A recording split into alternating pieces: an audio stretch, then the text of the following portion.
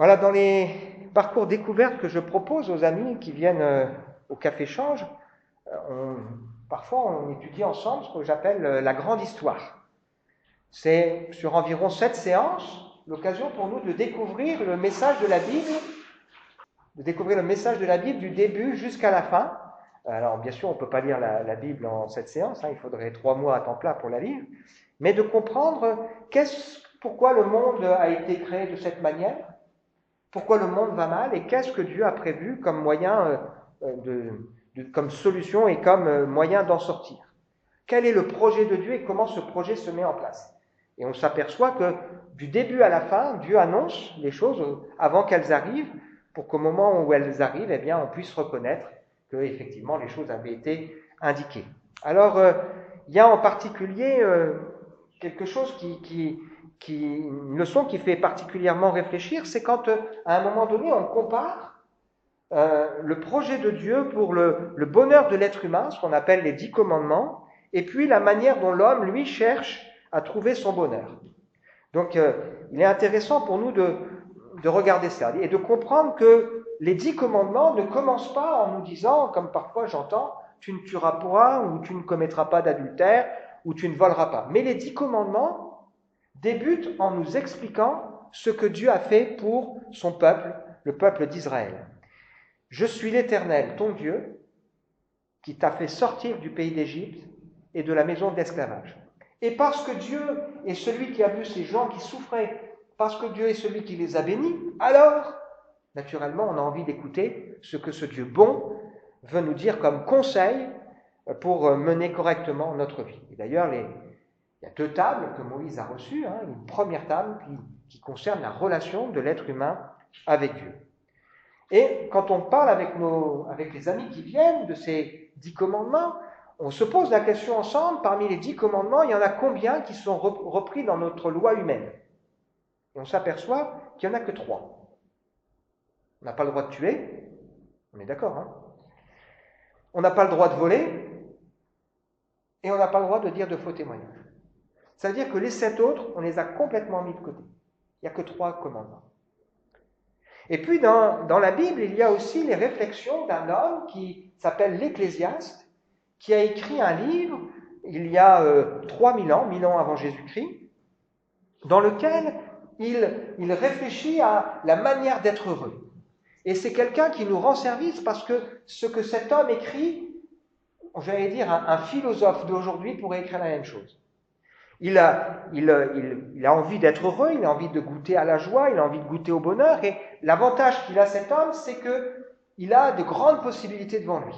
Il est en bonne santé, il est riche, il est dans un moment de paix, il est intelligent, donc il a plein de dons, et donc quelque part, tout ce qu'il veut faire, il y arrive.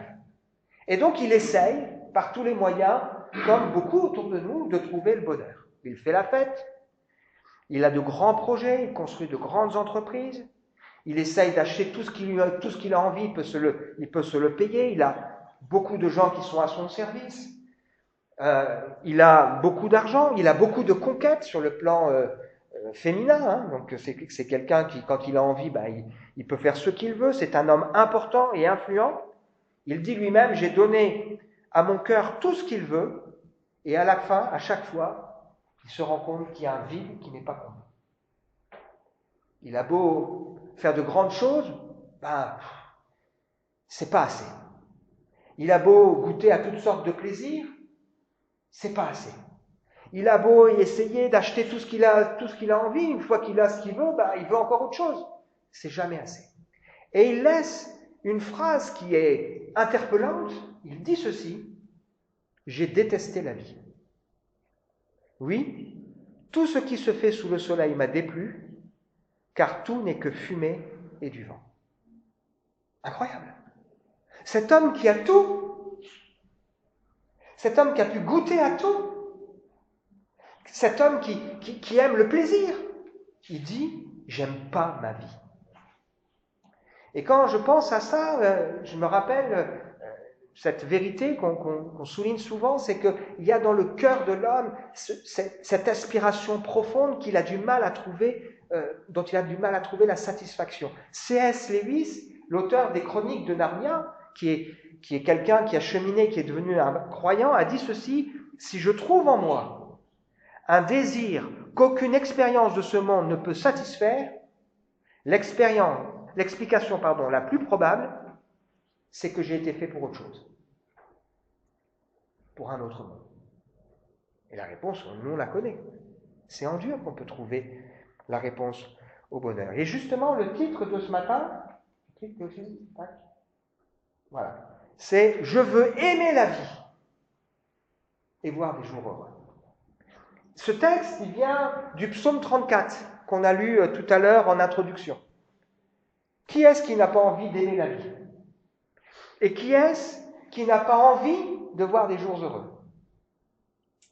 Le psalmiste David, qui a écrit le psaume 34, qu'on a lu en introduction du culte, il a fait quelque chose d'un petit peu particulier. Les psaumes, en fait, c'était comme des chants qu'on pouvait reprendre ensemble, et lui, il a composé un chant qui est ce qu'on appelle un psaume alphabétique. Ça veut dire que chaque phrase correspond à une lettre de l'alphabet. Donc pour nous, on dirait, la première phrase, elle commence par un A, la deuxième par un B, la troisième par un C. Donc ce n'était pas le même alphabet. Et pourquoi il a fait ça? Pour que ce soit facile à retenir. Et dans son psaume, il y a deux parties. Il y a une première partie où il explique qu'il était malheureux, il a crié à Dieu et il a goûté que Dieu est bon et il sait que quand un malheureux crie, Dieu entend. Et la deuxième partie, il dit: mes fils, écoutez-moi, si vous voulez aimer la vie et voir des jours heureux, je vais vous donner des conseils par rapport à ce que moi j'ai vécu. Donc ce que lui a vécu, nous avons la possibilité, nous aussi, de pouvoir le vivre.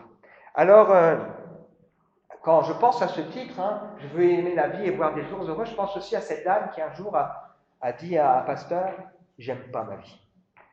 J'aime pas ma vie.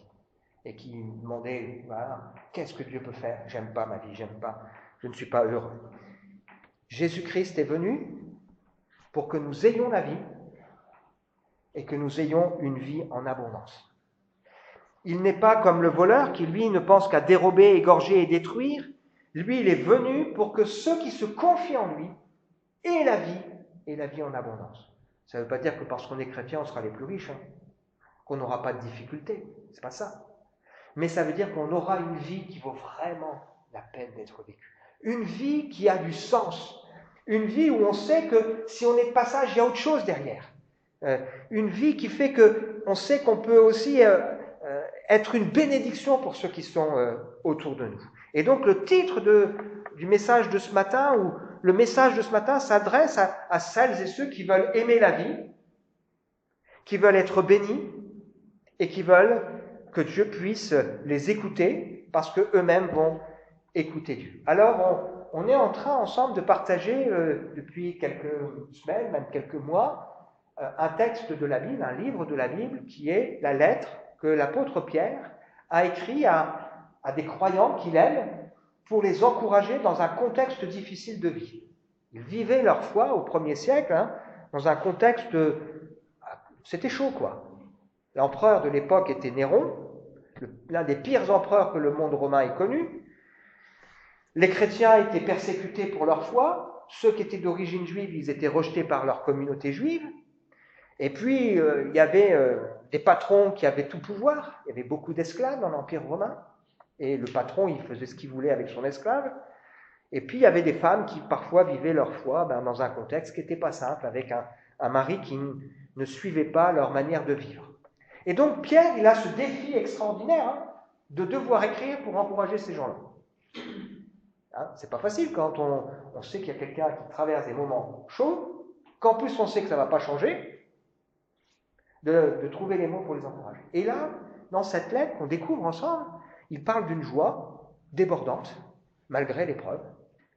Il parle du fait d'avoir goûté que Dieu est bon, de savoir aussi qu'on est au bénéfice de sa grâce, et puis de nous donner des conseils particuliers pour nous aujourd'hui. Alors, on relit juste quelques éléments de contexte avant de regarder le court texte qui va nous concerner ce matin.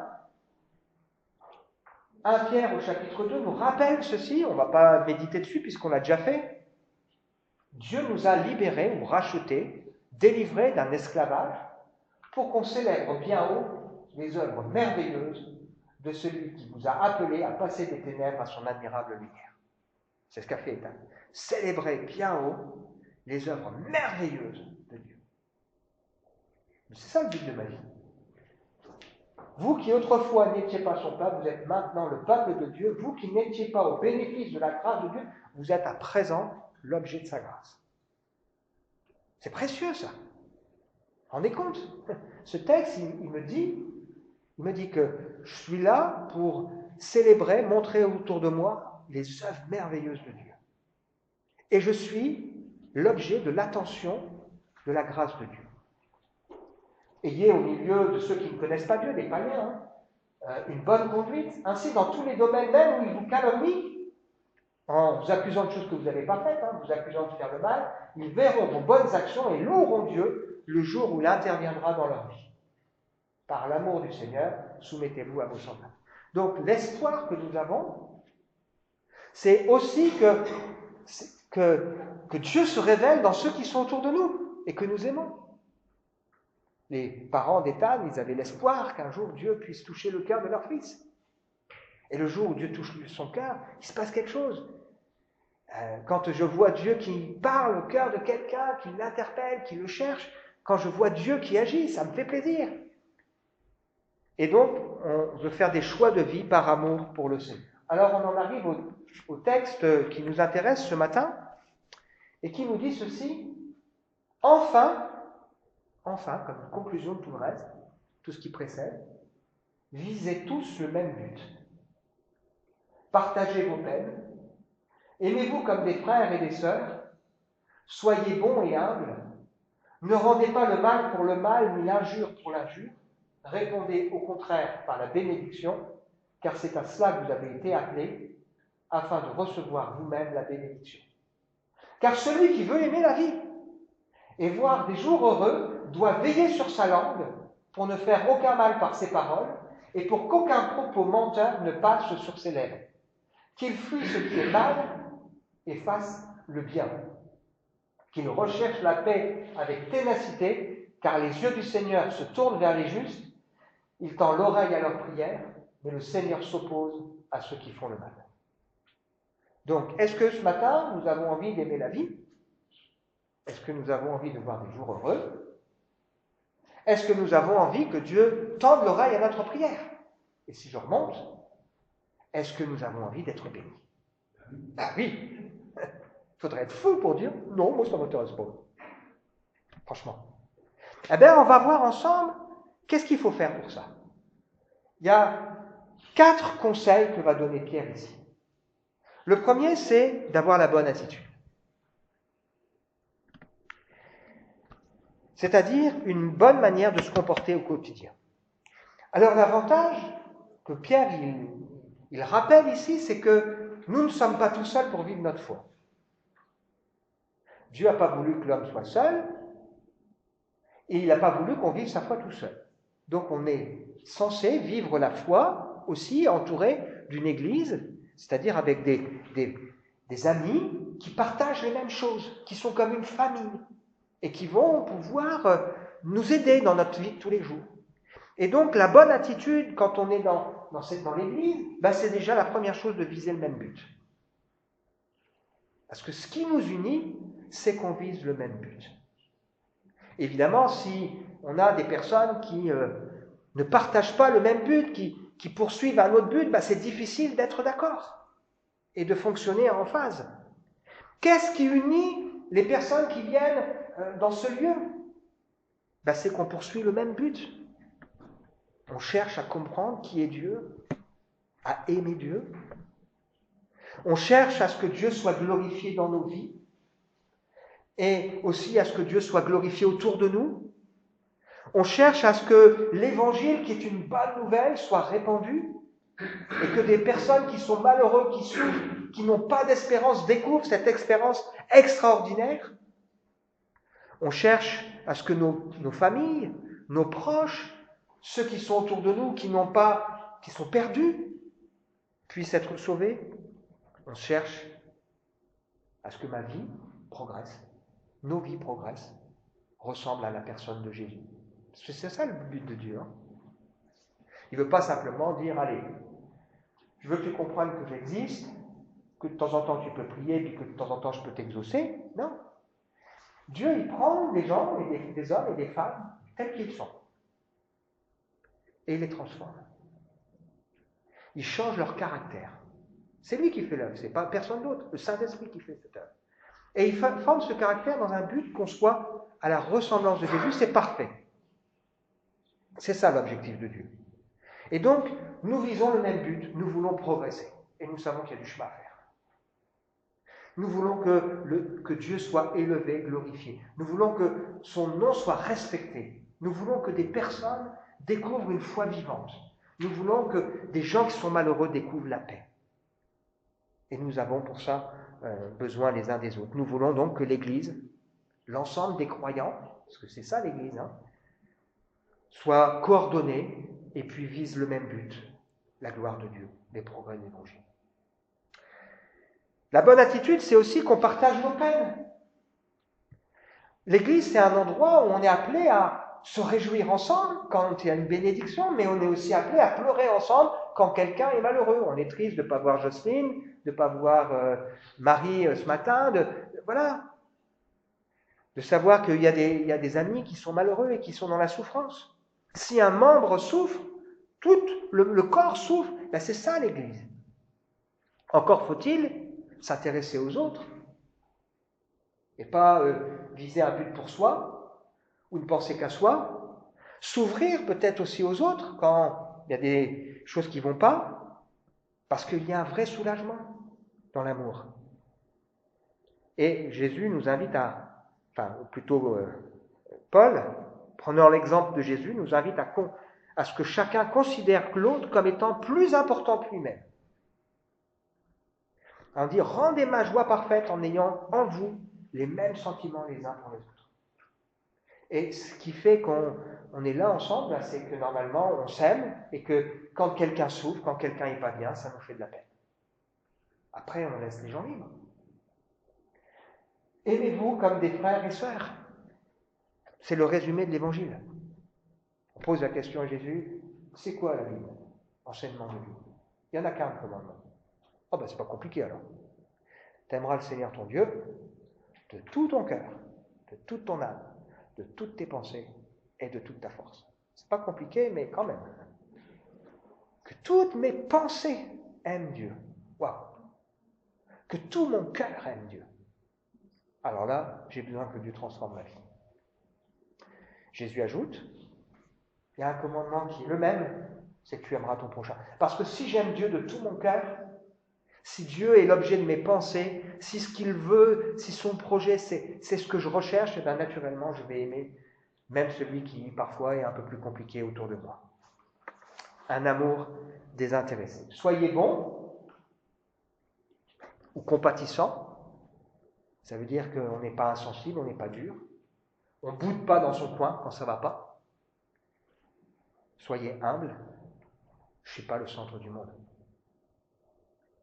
Vous non plus. Je ne suis pas le centre du monde et vous non plus. C'est pour ça que tout à l'heure, on a chanté le Notre Père. Cette prière que Jésus a enseignée. Quelle leçon de vie! Quand vous priez, dites Notre Père qui est aux cieux, qui domine. Que ton nom soit sanctifié, c'est-à-dire respecté. On n'utilise pas le nom de Dieu pour dire et faire n'importe quoi. Que ton règne vienne. Que ce soit ta volonté qui se fasse. Et après, j'ai mes besoins, alors Seigneur, aide-moi. Donne-moi le pain. Pardonne-moi aussi. Moi-même, je veux aussi pardonner. Avec humilité pour rechercher sa gloire. La bonne réaction. C'est pas simple, toujours de bien réagir. Surtout quand on est dans un contexte où c'est difficile. Si, quand c'est compliqué, je rends le mal pour le mal, c'est une escalade. Si je prends un coup, je rends un coup, c'est l'escalade. Donc, le Seigneur nous dit, ne rendez pas le mal pour le mal, ni l'injure pour l'injure. Et la bonne réaction, c'est de bénir. Répondez au contraire par une bénédiction. Waouh! Parce que vous aussi, vous avez été appelés à être bénis. C'est quelque part l'appel de la foi du croyant, c'est le même appel que celui d'Abraham. Il dit, quitte quelque chose, je veux te bénir et je veux faire de toi une source de bénédiction. Le projet de Dieu pour la vie des hommes et des femmes, c'est ça. Il veut nous bénir et faire de nous une source de bénédiction. Et donc, quand on est avec secoué, quand les gens nous font du mal, on ne veut pas rendre le mal pour le mal, ni l'injure pour l'injure. Ça, c'est facile à faire. Hein. Mais on veut au contraire bénir. Prier pour le bien. C'est ce que Jésus a enseigné. Hein. C'est ça les fameuses histoires, si on te frappe sur la joue droite, dans l'autre. Afin que vous soyez parfaits comme votre Père Céleste est parfait.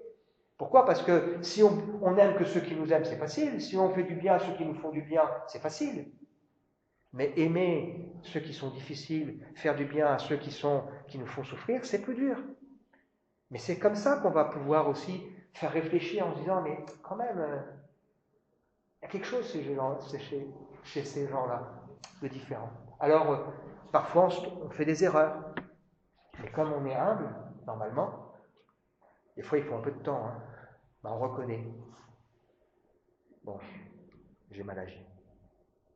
Pardon.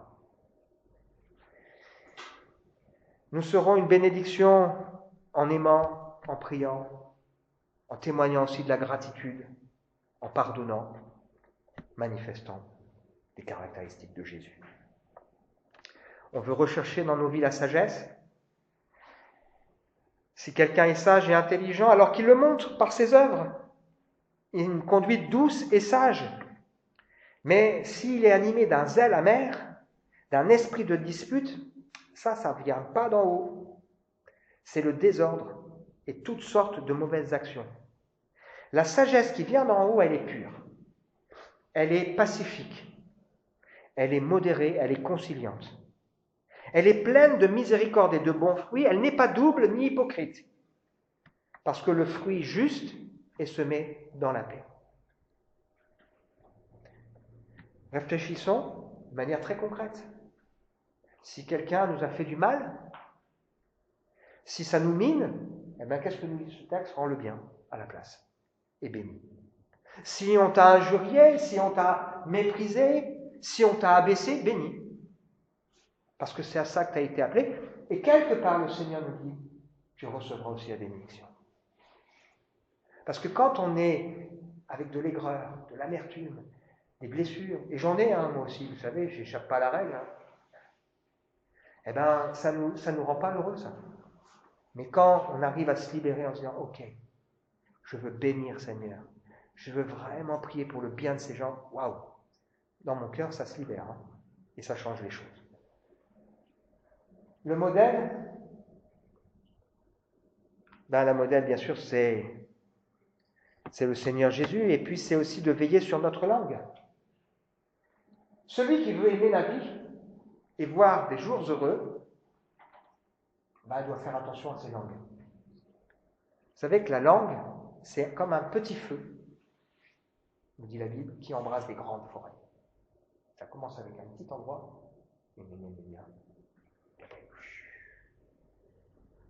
c'est comme un petit gouvernail qui va conduire un grand bateau. Elle nous dit que le feu de l'enfer, il est animé par la langue mauvaise. Et c'est pas possible qu'avec une même langue on bénisse et qu'avec la même langue on ait de l'amertume.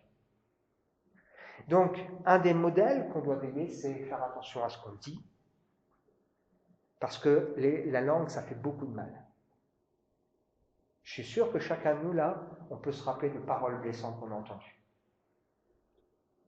Je suis sûr que chacun de nous, il y a des paroles qui ont été comme des couteaux, là, tac. Et des fois, il n'y a pas besoin de dire quelque chose de très compliqué, juste une parole bien là, qui pique là et qui fait bien du mal. Ou une absence de parole aussi. Le contrôle de la langue, c'est une affaire de cœur.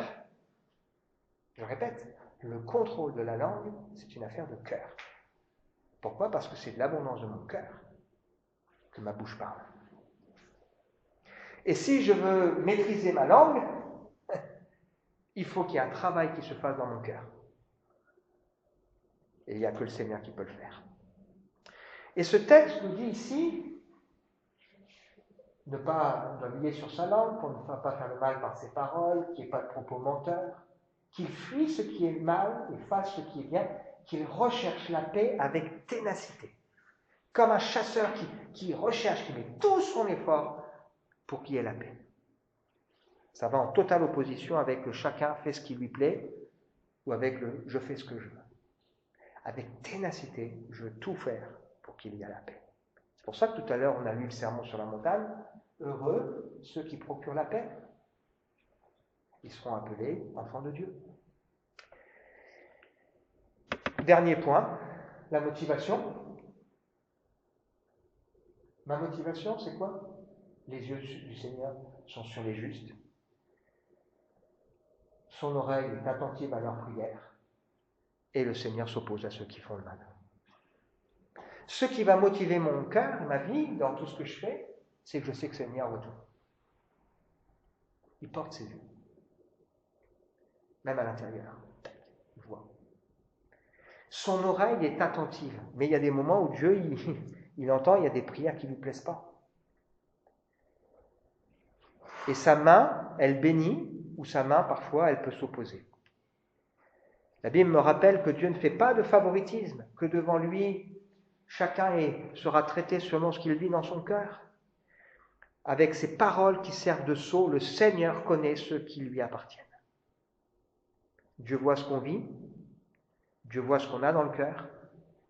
C'est pour ça que David pouvait dire « Sonde-moi, Seigneur. Regarde à l'intérieur.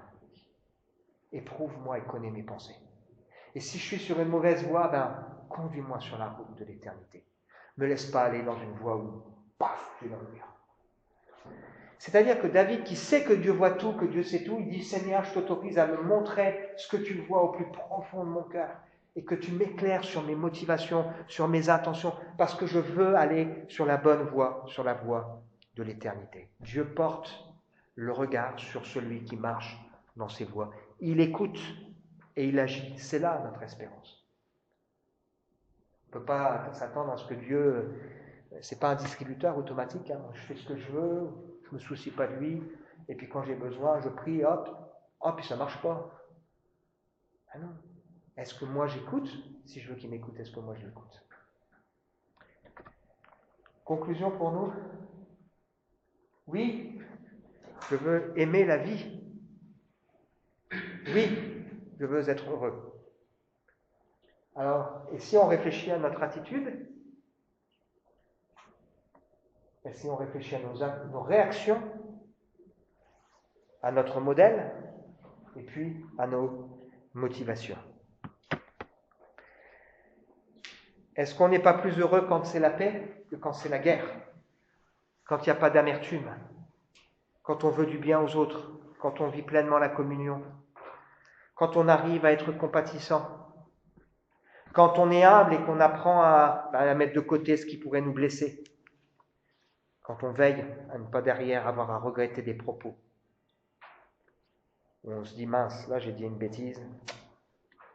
Quand on a l'assurance que Dieu approuve nos voies, que Dieu est de notre côté, il approuve nos voies. Si quelqu'un veut aimer la vie et voir des jours heureux, qu'il fasse attention à ses voix, qu'il fasse attention à ses paroles, mais qu'il puisse trouver aussi au sein de l'Église des personnes qui visent le même but.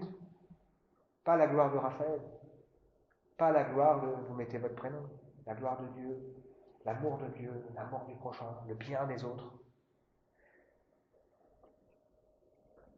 avec qui on peut s'appuyer et se confier. On veut prier ensemble, demander au Seigneur de nous venir en aide. Seigneur, oui, qui pourrait répondre non à cette question, est-ce que je veux aimer la vie? Bien sûr. Pourtant, parfois, on veut des choses, mais on ne s'en donne pas les moyens. Ce matin, Seigneur, tu nous rappelles qu'il y a un véritable bonheur lorsque tu nous relèves de la détresse et de la misère. Et David, qui a composé ce psaume 34, qui est cité ici dans le passage qu'on a lu, C'est quelqu'un qui nous montre que les jours heureux, c'est les jours où tu visites quelqu'un qui était dans la souffrance pour le relever et pour le bénir. Seigneur, je te prie ce matin de nous aider les uns et les autres à réfléchir à nos voies, à nos buts, à nos motivations, pour que, Seigneur, tu puisses, toi, œuvrer au plus profond de nos cœurs et de nos vies. Amen.